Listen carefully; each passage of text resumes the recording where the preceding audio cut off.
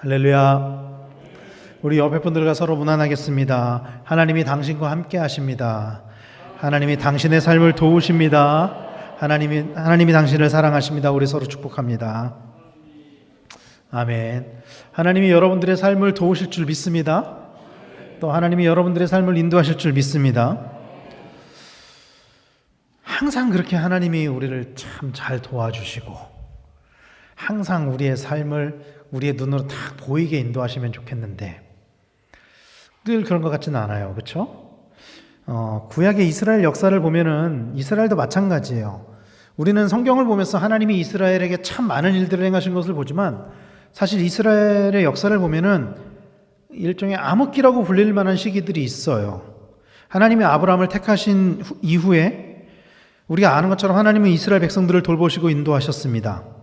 그들을 애굽으로 이끄시고 또 출애굽시키셨고 또 가나안에 정착시켜서 나라를 만들게 하셨죠. 그러나 그 나라는 하나님을 떠났고 그 결과로 나라는 분열되었으며 결국 두 나라 모두 각각 아수르와 바벨론에 의해서 망하게 됩니다. 남유다가 망함으로 이스라엘 백성들은 바벨론의 포로로 끌려가게 됩니다. 아마도 이때가 이스라엘 역사상 가장 암흑기라고 할 수 있을 거예요. 이때가. 왜냐하면 이 포로기는 이스라엘 사람들에게 어떻게 받아들여졌냐면은 하나님과의 언약이 깨졌구나. 하나님이 우리 아브라함 자손들을 끝까지 책임진다고 하셨는데 다윗 왕조를 영원토록 인도하신다고 하셨는데 나라가 망했으니 이제 끝났구나. 하나님과 언약이 깨졌구나. 나라는 망했고요. 백성들은 죽임을 당했고 성전은 파괴되었습니다. 더 이상 하나님이 자신들을 지켜주는 것처럼 느껴지지 않아요. 하나님이 이스라엘을 떠난 것처럼 느껴집니다. 그러나 우리가 다 아는 것처럼 하나님은 이스라엘을 버리지 않으셨죠. 하나님이 이스라엘을 버리신 게 아니에요. 이거는 그 언약을 파괴하지도 않으셨습니다. 하나님은 오히려 이 모든 과정을 통해서 하나님은 이스라엘 백성과 맺은 언약 그리고 모든 사람들과 맺은 언약을 이루어 가셨다는 것을 믿으시길 바랍니다. 그리고 미리 예언한 대로 이스라엘은 70년의 포로 생활을 마치고 가나안으로 돌아왔습니다. 돌아와서 성전을 재건하고 이제 이스라엘을 다시 세우려고 해요. 오늘 우리가 읽은 본문의 시편은 이때쯤에 쓰여진 시편이에요. 다시 돌아와서 성전을 재건하고 이제 이스라엘을 다시 한번 세워보려고 하는 그때에 쓰여진 시편이라는 거예요. 이런 배경을 전제하고 오늘 본문을 봐야 되는 거죠. 자, 오늘 본문을 보면은 반복적으로 나오는 표현이 있습니다. 뭘까요? 찬양입니다. 오늘 본 1절 말씀은 이렇게 말씀해요. 할렐루야, 우리 하나님을 찬양하는 일이 선하며 찬송하는 일이 아름답고 마땅하도다. 또 7절 말씀에서는 감사함으로 여호와께 노래하며 수금으로 하나님께 찬양할지어다. 또 12절에도 반복합니다. 예루살렘아 여호와를 찬송할지어다. 시온아 내 하나님을 찬양할지어다. 오늘 우리가 읽은 이 시편은요, 이른바 찬양시로 불리는 시편입니다. 그래서 찬양하라는 말이 반복적으로 나오고 하나님을 높이는 내용으로 구성이 되어 있어요. 오늘 시편은. 그런데 그렇다면 왜 시편 기자는 하나님을 찬양하라 이렇게 이야기를 했느냐는 거죠. 이들이 겪고 있는 그 상황 가운데서 하나님을 찬양하라. 우리는 교회에서 찬양이라는 단어를 참 많이 사용해요. 그렇죠? 오늘도 제가 이렇게 소개는 하지 않았지만 아마 소개를 했다면은 호산나 찬양대 하나님께 찬양으로 영광 돌리겠습니다. 찬양하시겠습니다. 뭐 몇 장 찬양하시겠습니다. 찬양하면서 예배 시작하시겠습니다. 그런데 여러분 이 찬양이 가지고 있는 의미가 무슨 뜻인지 정확하게 아시나요? 이 의미에 대해서 명확하게 뭐다라고 규정하는 사람들은 많지는 않은 것 같아요. 이 찬양이 무슨 뜻이냐 정확하게 그걸 알려면 이 찬양의 어원이 뭔지를 알면 좀 수월해지겠죠? 결론적으로 이야기하면 이 찬양의 어원은 칭찬입니다. 칭찬. 찬양을 이게 한자거든요. 한자로는 기릴 찬, 또 칭찬할 양 이 두 글자가 합쳐진 거예요. 길을 찬, 칭찬할 양. 여기서 길을 찬이란 단어는 제가 이 한자를 자막으로 띄워드렸어야 됐는데 이걸 놓쳤네요. 제가 지금 보니까 이게 그림을 보면 써야 되는데, 길을 찬자는 말씀 언과 도울 찬이 합쳐진 글자입니다. 두 개가 합쳐진 글자예요. 그러니까 무슨 뜻이냐면은 말로써 다른 사람의 훌륭함을 칭찬하고 기린다라는 거예요. 이 찬의 뜻이 말로써. 그리고 칭찬할 양은 손수자와 빛날 양이 합쳐진 글자입니다. 그러니까 이게 무슨 뜻이냐면은 해가 위로 솟아오르듯이 상대를 이렇게 높이 들려서 널리 알린다는 뜻이에요. 이 양자가. 성경에 쓰여진 단어도 비슷한 의미를 가지고 있어요. 성경에서 구약에서 찬양은 히브리어로 할랄이라고 합니다. 할랄. 이게 무슨 뜻이냐면 원래 가지고 있는 뜻이 칭찬하다, 자랑하다, 뽐내다, 이런 뜻을 가지고 있어요. 그래서 하나님의 위대하심을 세상에 자랑하는 행위가 찬양인 거예요. 자랑하는 거예요. 찬양, 그 한자어 뜻대로 하나님을 우리의 입술로, 우리의 손으로 높이고 널리 알리는 것, 이게 찬양인 거예요. 신약에서 쓰여지는 헬라어도 마찬가지입니다. 헬라어 에파이네오란 단어, 이 단어도 찬양하다, 칭찬하라 이렇게 번역이 돼요. 이 단어가 어디에 쓰이냐면 로마서 13장 3절에 그에게 칭찬을 받으리라 이렇게 사용됩니다. 또 에베소서 1장 6절에서는 그의 은혜의 영광을 찬송하게 하려는 것이라. 영어도 마찬가지입니다. 영어로 찬양을 뭐라 그러죠? 프레이즈. 프레이즈, 우리가 찬양, 프레이즈 찬양이라고 알고 있지만 일상생활에서는 어떤 뜻으로도 쓰이냐면은 칭찬하다, 이런 뜻으로도 쓰이는 단어예요. 이 단어가. 그래서 결론적으로 말씀을 드리면은 여러분, 찬양은 그냥 하는 게 아닙니다. 찬양에는 그 이유가 있어요. 이유가. 그러니까 맹목적으로 하는 게 아니라 찬양은 언제 하는 거냐면은 칭찬할 만한 이유가 있을 때, 뭔가 칭찬할 만한 내용이 있을 때 찬양을 하는 거예요. 그러니까 우리가 이렇게 찬양합시다 하면서 찬양을 할 때 그 찬양에는 안에 내용이라는 게 있잖아요. 노래 가사, 찬양의 가사가 있잖아요. 근데 진짜 찬양을 하려면은 그래서 그 가사가 나한테 와닿고 그게 나의 고백이 되어야 된다는 거예요. 그렇지 않으면은 그거는 찬양이 아니라는 거예요. 그냥 노래죠. 그건 노래죠. 내가 이 찬양을 부르고 있는데 이 찬양의 내용이 나한테 전혀 공감이 되지가 않아요. 이해가 되지도 않고 나한테 와닿지도 않아요. 그러면 그거는 찬양이 아닌 거예요. 찬양을 하고 있는 게 아닌 거예요. 우리는 자기 만족을 위해서 노래를 하고 있는 거지. 그런데 그 찬양의 가사가 나한테 공감이 되고 나의 고백이 되어진다? 그게 진짜 찬양인 거예요. 그게. 근데 그렇다고 해서 칭찬과 찬양이 완벽하게 같은 단어는 아니에요. 같은 단어면 하나면 사용하겠죠. 이게 다른 게 왜 다르냐면은 주로 칭찬이 윗사람이 아랫사람을 평가할 때 사용되는 단어로 사용이 되죠. 칭찬은. 찬양은 피조물이 하나님을 높일 때 주로 사용되는 단어이기 때문에 쓰임새는 달라요. 그러나 그 의미는 같다는 거예요. 그렇다면 오늘 본문에서 왜 찬양을 하라고 하느냐는 거죠. 그러면 그 찬양을 하라는 그 내용이 뭐냐? 이거인 거죠. 그들의 상황 가운데서 그들이 지금 당하고 있는 상황을 우리가 머릿속에 딱 넣어두고 이 시편을 읽어야 되는 거예요.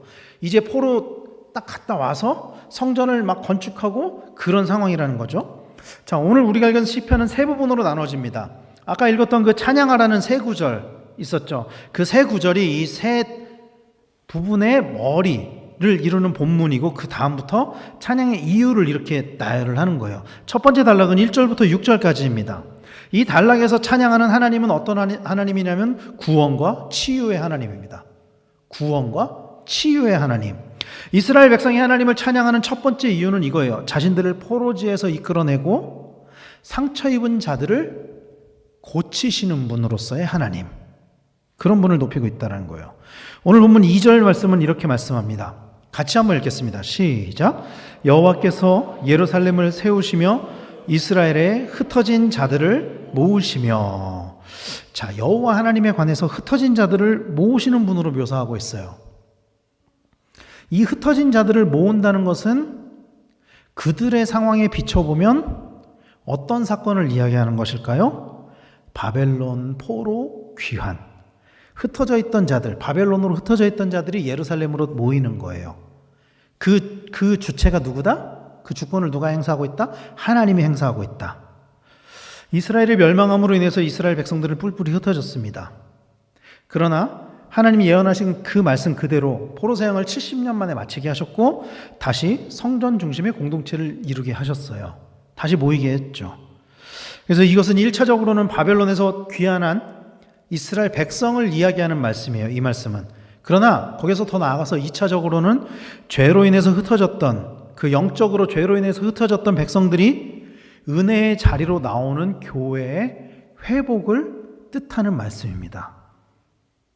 하나님을 떠났던 사람들이 다시 돌아오는 것, 그것을 말씀하는 거죠. 그리고 이 모든 과정을 하나님께서 인도하셨다라고 고백하고 있는 거예요. 3절 말씀에서는 또 이렇게 말씀합니다. 같이 읽겠습니다. 시작. 상심한 자들을 고치시며 그들의 상처를 싸매시는도다. 여기서 상심한 자는 누구를 뜻하는 걸까요? 오랜 시간 실패로 인해서 또 고난으로 인해서 낙심한 사람들. 이스라엘이 아주 오랫동안 나라가 망하고 포로 생활을 하고 그때 받은 상처, 그 사람들을 이야기하는 거죠. 사실 이 땅에서 살아가면서 상처가 없는 사람은 없을 것입니다. 제가 요즘 많이 드는 생각이 이런 생각이에요. TV를 보면은 막 드라마 같은 거 보면은 그 주인공들이 막 사연들이 막 되게 구구절절하잖아요.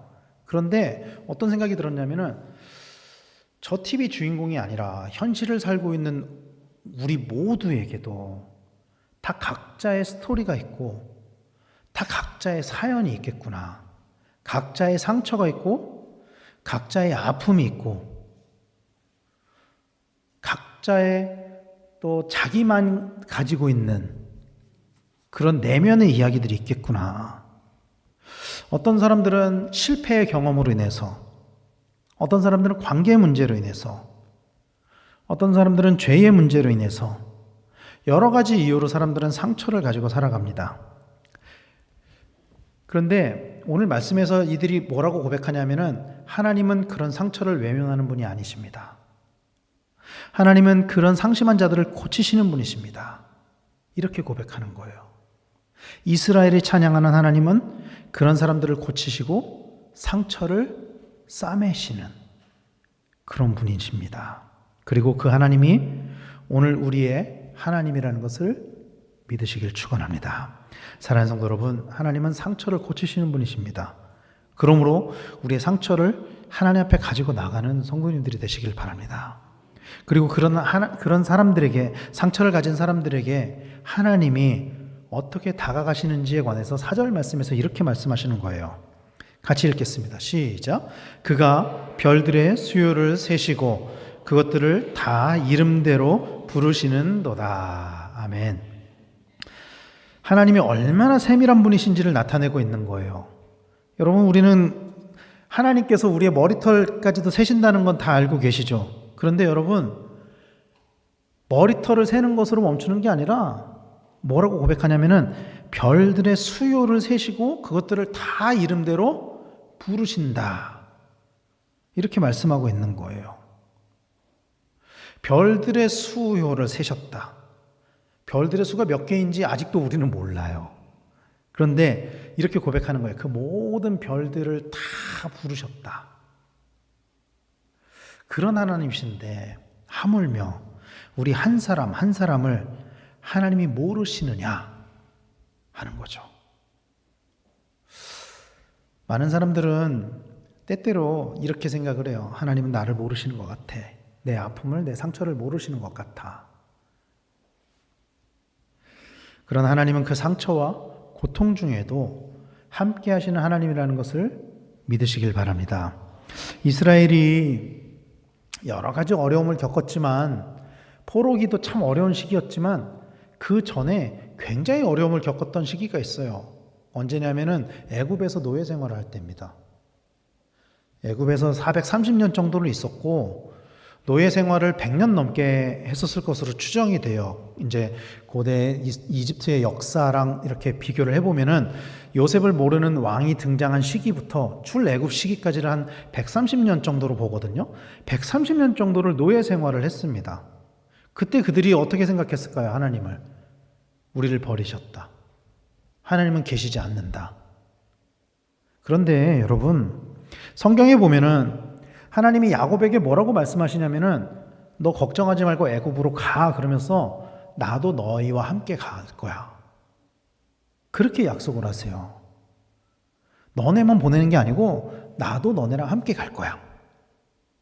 그렇게 약속하셨다고요. 그들이 노예 생활할 때 하나님, 야, 노예 생활하니까 나는 좀 가나안에 가 있을게. 그랬을까요? 아니에요. 하나님 그들과 함께 계셨다고요. 그때도. 가장 힘들고 어려운 때, 가장 아픈 때, 그때도 함께 계셨다고요. 요셉이 감옥에 억울하게 있었을 때 하나님 요셉을 외면하셨습니까? 아니에요. 하나님 요셉과 함께 하셨다고요. 마찬가지로 때때로 우리가 상처와 고통으로 낙심할 때에도 하나님은 우리와 함께 계시고 아주 세밀하게 우리를 그 고통에서 건지시는 분이라는 것을 믿으시길 바랍니다. 이스라엘은요, 그들의 죄로 인해서 망했지만 그럼에도 하나님은 그들의 상처를 싸매시고 고치시는 분이라는 것을 우리는 기억해야만 합니다. 그리고 오늘 본문은 그런 하나님을 찬양해야 한다는 것을 말씀하고 있는 것이죠. 이게 첫 번째 찬양의 이유입니다. 두 번째는 7절부터 11절까지의 말씀입니다. 이 단락에서 찬양하는 하나님은요, 공급과 섭리의 하나님입니다. 오늘 보면 8절 이렇게 말씀합니다. 같이 읽겠습니다. 시작. 그가 구름으로 하늘을 덮으시며 땅을 위하여 비를 준비하시며 산에 풀이 자라게 하시며. 아멘. 이 말씀을 보면은 하나님께서 비를 준비하신대요. 땅을 위하여 비를 준비하신다고 말씀을 합니다. 저는 이제 곧 우리가 이제 장마가 시작이 되잖아요. 근데 사실 저는 개인적으로는 비 오는 날, 눈 오는 날을 굉장히 싫어해요. 저는 너무너무 싫어요. 비 오는 날, 눈 오는 날이. 땅은 질척거리고 막 물은 튀고 손에 뭐 들고 다니는 거 저 되게 싫어하거든요. 우산 들고 다니는 것도 너무 싫어요. 귀찮아요. 그런데 저 같은 사람들이 많다 그래서 비가 아예 안 내린다면 어떻게 되겠습니까? 특히 이스라엘은요, 여러분, 이스라엘은 농사를 짓기 위해서 비가 필수적인 나라예요. 그래서 우리가 이른바 이야기하는 늦은 비와 이른 비와 늦은 비가 제때 내려야 제대로 된 농사를 지을 수 있는 곳이라고요. 이스라엘은. 우리나라는 이른 비 늦은 비 뭐 구분하지 않고도 그래도 뭐 저수지도 있고 강도 있고 그러니까 수원이 그래도 어느 정도 가뭄을 견딜 수 있는 그런 기반이 돼 있는데 이스라엘은 그렇지 않아요. 비가 안 오면은 아예 강이 말라버려요. 이스라엘은. 그래서 이스라엘에게는 비가 제때 내리는 것이 엄청나게 큰 은혜이고 감사의 제목입니다. 그들에게는. 오늘 본문에서는 그 비를 준비하신 하나님을 찬양한다. 이렇게 고백하고 있어요. 이것은 비를 넘어서서 모든 자연 환경을 주관하시는 하나님을 찬양하는 것입니다. 스스로 다 할 수 있다고 생각하는 그 인간의 교만을 내려놓고 오직 주의 자녀들을 공급하고 입히시는 그 하나님을 찬양하는 거예요. 많은 사람들은요, 자기가 가지고 있는 것들이 자기의 능력으로 주어졌다고 생각합니다. 많은 사람들이 그렇게 생각을 해요. 내 능력이지. 내가 능력이 뛰어나서 내가 남들보다 더 많은 것을 가진 거야. 그렇게 생각을 하죠. 그러나 여러분 생각해 보세요. 하나님이 만약에 내가 정말로 많이 가지고 있다 그래도 그걸 하나님이 뺏어 가시겠다고 결심하시면은 어떻게 될 것 같습니까, 여러분? 순간이에요, 순간. 순간입니다, 정말. 한순간에 모든 걸 다 잃을 수 있어요. 이건 거꾸로 이야기를 하면은 하나님이 허락하셨기 때문에, 하나님이 주셨기 때문에 우리가 공급받으면서 살고 있다라는 거예요, 지금. 우리가 받아서 누리는 그 모든 것들이 하나님의 은혜가 없이는 우리에게 주어지지 않는다라는 것입니다.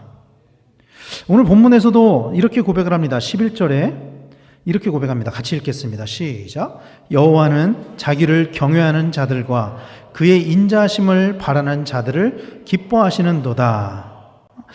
하나님은요, 인간이 스스로의 약점을 인정하고 오직 하나님의 인자하심만을 바라보는 사람들을 기뻐하는 분이세요. 내가 잘났다는 사람들을 기뻐하는 분이 아니세요. 하나님은 오히려 나는 죄인입니다. 나는 부족합니다. 하나님, 나는 너무나도 작은 자입니다. 그런 사람들을 기뻐하시죠. 하나님은 우리에게 한이 없는 은혜를 내려주시는 분이지만, 그러나 그것을 우리의 힘으로 가졌다고 착각할 때 그 교만함으로 인해 모든 것을 또 빼앗을 수도 있는 분이라는 것을 우리는 기억해야만 합니다. 사랑하는 성도 여러분, 그러므로 하나님 앞에 겸손한 그리스도인들이 되시기를 소망합니다. 오늘 우리에게 주어진 모든 것들이 하나님의 은혜라는 것을 여러분 인정하십시오. 인정하십시오. 인정하셔야 됩니다. 성경은 하나님을 경외하는 사람들을 이렇게 말씀하고 있어요. 시편 1편 3절 말씀에 같이 읽겠습니다. 시작. 그는 시냇가에 심은 나무가 철을 따라 열매를 맺으며 그 잎사귀가 마르지 아니함 같으니 그가 하는 모든 일이 다 형통하리로다. 아멘. 말씀을 주야로 묵상하는 사람, 말씀 앞에 겸손한 사람, 그런 사람을 가리켜서 이렇게 말씀하는 거예요. 시냇가에 심은 나무와 같다. 여러분, 시냇가에 심은 나무는요, 공급을 걱정하지 않습니다. 공급을 걱정하지 않아요. 그래서 철을 따라 꽃을 맺고 꽃이 지고 열매를 맺는 거예요. 철을 따라서. 성경은 이것이 형통이라고 말씀하는 거예요. 이것이. 어느 날 갑자기 벼락부자가 되는 게 형통이 아닙니다, 여러분. 필요에 따라 공급해 주시는 그 하나님의 은혜가 형통인 거예요. 필요한 만큼 채워주시고 떨어질 때쯤 되면 또 채워주시고, 마치 이스라엘 백성이 광야에서 만나와 메추라기로 그들의 필요를 공급받았던 것처럼 그게 형통인 거예요. 그게 은혜인 거예요.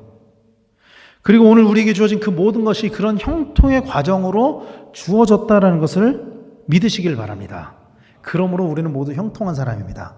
아멘. 여러분들은 다 형통한 사람입니다. 왜냐하면 하나님이 지금도 여러분들을 지키시고 여러분들을 입히시고 여러분들을 먹이시고 여러분들을 인도하시기 때문입니다. 내가 다른 사람보다 좀 못났다고 해서, 다른 사람보다 내가 재산이 좀 부족하다고 해서, 다른 사람보다 건강하지 못하다고 해서 나는 형통하지 않은 사람이야, 그렇게 생각하지 마세요. 여러분, 하나님이 나에게 공급해 주시는 그 모든 것들로 인해서 우리는 다 형통한 사람이라는 것을 깨달으시길 바랍니다. 그리고 세 번째 단락은 12절부터 마지막까지 말씀이에요. 이 단락에서 찬양하는 하나님은 평화와 말씀의 하나님입니다. 이스라엘은 포로 생활에서 귀환했지만 사실은 그냥 귀환했을 뿐이에요. 여전히 그들은 독립한 상태가 아닙니다. 여전히 바벨론의 통치를 받는 백성이었어요. 언제 다시 포로로 끌려갈지 몰라요. 그들의 상황은. 또 바벨론이 아닌 다른 나라의 침공으로 어렵게 재건한 성전이 또 다시 파괴될 수도 있어요. 스스로를 지킬 수 있는 힘도 군대도 돈도 없었습니다. 이스라엘은. 시편 기자는 그런 상황에서 오히려 이스라엘을 지키시는 하나님을 찬양하라고 권면하고 있는 거예요. 정말 아무것도 없어요. 스스로를 지킬 수 있는 게. 그런데 우리를 지키시는 하나님을 찬양하라는 거예요. 그러면서 그 내용을 이렇게 말씀하는 거예요. 13절 말씀 같이 읽겠습니다. 시작.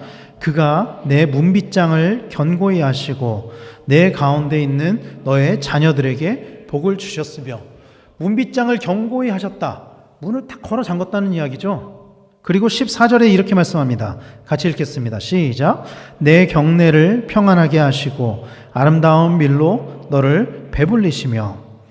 여전히 주변에는 수많은 대적들이 있습니다. 바벨론 여전히 있고요. 애국은 여전히 강대국으로 있습니다. 그런데 경내를 평안하게 하셨대요. 그럼에도 이스라엘을 지키시는 하나님을 찬양하는 것입니다. 성경에서 여러분 말씀하는 평화, 화평, 평안, 이게 다 같은 단어로 번역이 되거든요. 신약에서. 어떤 단어로 번역이 되냐면은 에이레네라는 단어로 번역이 됩니다. 그러니까 이 에이레네라는 단어가 이렇게 다양하게 번역이 되는데, 성경에서 이 평화를 나타내는 그 헬라어가 두 개가 있어요. 하나가 확스란 단어가, 하나가 에이레네라는 단어입니다.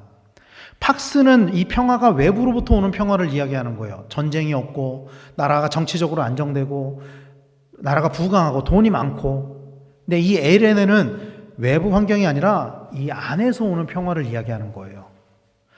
이들이 찬양하고 있는 것은, 내 경내가 평안하다는 것은 비록 바깥 상황이 여전히 안정되어 있지 않고 여전히 다른 나라로부터 위협을 받을 수 있는 상황이지만, 그럼에도 불구하고 우리 안에 평화를 주시는 하나님, 내 안에 평화를 주시는 하나님, 그 하나님을 찬양하라, 이렇게 말씀하고 있는 것입니다.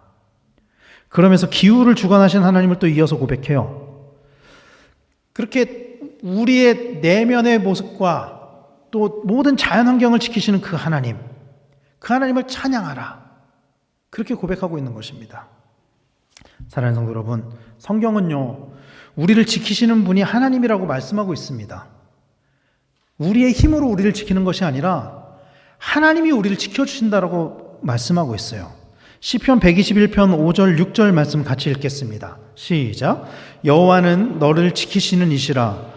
여호와께서 내 오른편에서 내 그늘이 되시나니 낮의 해가 너를 상하게 하지 아니하며 밤의 달도 너를 해치지 아니하리로다. 아멘. 사람은요, 스스로를 지킬 수 없습니다. 여러분, 우리 중에 내가 나를 지킬 수 있어 하실 수 있는 분이 계십니까, 여러분? 없어요. 왜냐하면 우리는 다 유한한 존재이기 때문이에요. 우리에겐 한계가 명확하게 있기 때문이에요.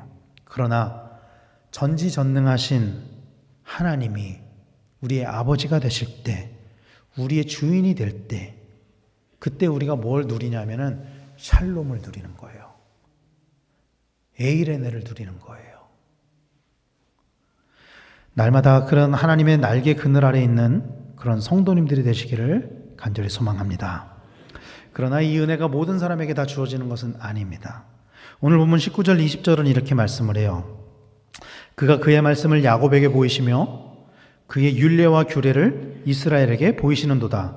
그는 어느 민족에게도 이와 같이 행하지 아니하셨나니 그들은 그의 법도를 알지 못하였도다. 할렐루야. 아멘. 이 은혜는 오직 야곱에게만 주어진 은혜예요. 야곱의 다른 이름이 뭐죠? 이스라엘. 이스라엘에게만 주어진 은혜예요. 어느 민족에게도 이와 같이 행하지 않으셨다라고 고백하고 있습니다. 그렇다면 왜 야곱에게만 이런 은혜를 주셨느냐? 20절 마지막에는 이렇게 고백하는 거죠. 그들은 그의 법도를 알지 못하였도다. 즉 하나님의 말씀을 모르고 하나님의 말씀에 순종하지도 않았다라고 말씀하는 것입니다. 사랑하는 성도 여러분, 그래서 우리가 참 많은 은혜를 받았는데, 많은 공급을 받았는데, 또 하나님의 인도하심, 하나님이 지켜주시는 은혜를 받았는데, 그 중에서도 우리가 가장 중요하게 생각해야 되는 은혜가 뭐냐 하면은요, 여러분, 하나님의 말씀을 우리에게 주신 것, 말씀을 알게 하시고 그 말씀대로 살아가게 하시는 것, 말씀에 순종하게 하시는 것, 이것이 가장 큰 은혜라는 것을 우리는 기억해야만 합니다. 이 은혜가 모든 사람에게 다 주어진 게 아니에요. 말씀을 아예 아직도 듣지 못한 사람들도 너무나 많이 있고요. 말씀을 들었으나 지키지 않는 사람, 받아들이지 않는 사람, 순종하지 않는 사람도 너무나도 많다라는 거예요. 오늘 우리에게 말씀이 주어졌다는 것, 그거 자체가 큰 은혜라는 것을 믿으시길 바랍니다. 그리고 그로 인해서 하나님의 뜻이 무엇인지 알게 되어져 가는 것, 그것이 우리에게 주신 너무나도 놀라운 은혜라는 거예요. 이 자체가 엄청나게 큰 은혜라는 것을 믿으시길 바랍니다. 여러분, 기독교가 세계에서 가장 힘이 있었을 때가 언제인지 아세요? 중세시대예요. 중세시대 유럽은 다 기독교 국가였고 기독교가 가장 힘이 셌어요. 근데 여러분, 그 중세시대 때 말씀을 읽고 말씀을 알 수 있는 사람이 몇 명이나 됐을 것 같으세요? 성직자들 외에는 말씀을 읽지도 못했어요. 알지도 못했어요. 그러면 이 말씀을 받은 이스라엘 사람들 중에 이 말씀을 날마다 읽을 수 있는 사람이 얼마나 됐을까요, 옛날에? 없다고요. 말씀이 없다고요. 그래서 이스라엘 사람들은 어떻게 했죠? 다 외워버린 거예요. 그래서 외워버린 거예요. 이거를 우리처럼 책으로 다 가지고 있을 수가 없으니까. 하나님이 주신 그 율법이 너무나도 귀한데 이거를 다 가지고 있을 수가 없으니까 그냥 통째로 외워버리는 거예요. 이거를. 사랑하는 성도 여러분, 그 말씀이 우리에게 주어졌다는 것만으로도 우리에게 엄청나게 큰 은혜라는 것을 믿으시길 바랍니다. 야곱에게 주어졌던 그 은혜가요, 이스라엘에게만 주어졌던 그 은혜가 오늘날 우리에게도 주어졌어요. 그 은혜로 말미암아, 또 그 말씀의 순종함으로 말미암아 날마다 하나님의 그 도움 아래 있는 그런 성도님들이 되시기를 간절히 축원합니다. 사랑하는 성도 여러분, 하나님은 여전히 살아계시며 능력이 많으시며 우리를 인도하시는 분이십니다. 우리는 이것을 믿고 고백하고 찬양해야 합니다. 이스라엘 백성들은 이것들을 시로 쓰고 그것을 하나님께 찬양으로 올려드렸어요. 이것은 우리에게 주어진 특별한 은혜이기 때문에 우리는 이것을 높이 찬양하고 널리 알려야만 합니다. 이것이 우리에게 은혜를 부어주신 이유입니다. 비록 오늘 우리가 누리는 그 모든 것이 어떤 때는 나의 능력으로 주어진 것 같이 느껴질 때도 있지만, 그러나 그 모든 것이 하나님의 은혜라는 것을 깨닫고 그것을 날마다 고백하는 우리 성도님들이 되시길 바랍니다. 하나님 앞에서 교만하기보다 겸손함으로 하나님을 높이고 하나님을 찬양하는 그런 성도님들이 되시길 바랍니다.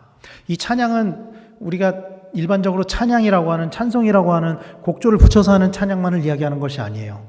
우리 입술로 하나님을 인정하고 하나님을 높이는 것, 이것은 너무나도 중요한 것이에요. 왜냐하면 성경은 이것을 위해서 하나님이 우리를 창조하셨다라고 말씀하고 있거든요. 너무나도 유명한 이사야서 4321, 43장 21절 말씀 같이 읽겠습니다. 시작. 이 백성은 내가 나를 위하여 지었나니 나를 찬송하게 하려 함이니라. 아멘. 하나님이 우리를 지으신 목적, 택하신 목적은 찬송하게 하려 함이라고 말씀하고 있어요. 그런데 이 말씀 앞에 그러면 그 찬송할 만한 이유가 나올 거 아니에요. 그 이유가 어떤 말씀이 나오는지 기억하세요? 보라, 내가 새 일을 행하리니.